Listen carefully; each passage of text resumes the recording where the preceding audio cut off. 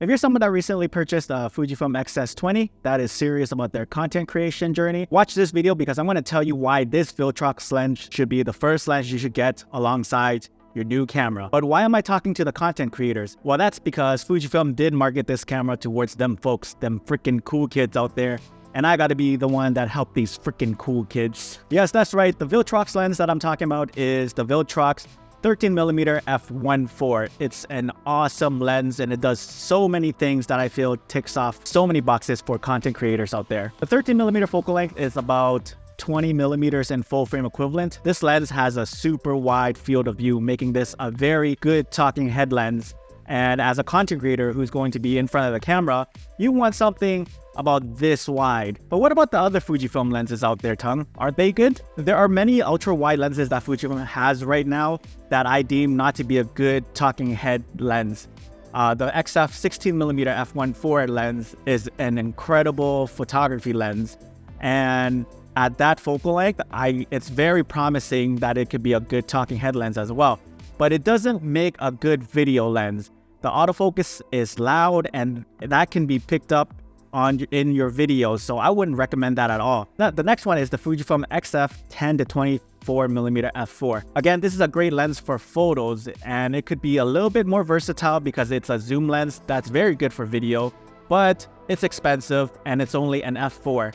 And since the Viltrox 13mm lens is an f4 lens, you know you're going to get that great background blur to give your footage more of a pop. And if you're going to be using the 6.2K open gate feature on the Fujifilm XS20, you can do multiple crops to share on multiple social media platforms such as YouTube Shorts, Instagram Reels, and TikTok. Some of the other folks out there in the content creator space would be using a lens that looks great for long format video.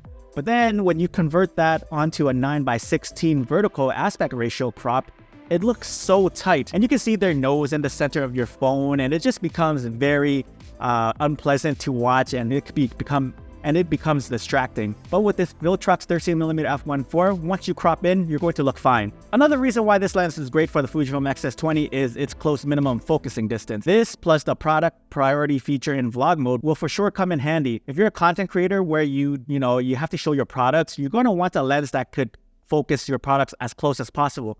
Otherwise, if you show your product and you pass the minimum focusing distance, that product would not be in focus. The Viltrox 13mm focuses at 22 centimeters, and that is incredibly close. Combined with the f1.4 aperture and product priority, you're going to be able to highlight any of your products without any distraction because of that bokeh. We gotta talk about the autofocusing of this lens. I've been filming this entire video on the Fujifilm XS20 and the Viltrox 13mm f1.4 right now. And I think the XS20 does a good job at locking on my face, and the autofocusing on the Viltrox is silent. So you're not going to hear any of the gears, moves, and grind like you do with like the other Fujifilm lenses out there. And when you show your product, it's not going to look so jarring to focus like the old Fujifilm lenses out there. And I find that the focus pulls on the Viltrox to be very smooth.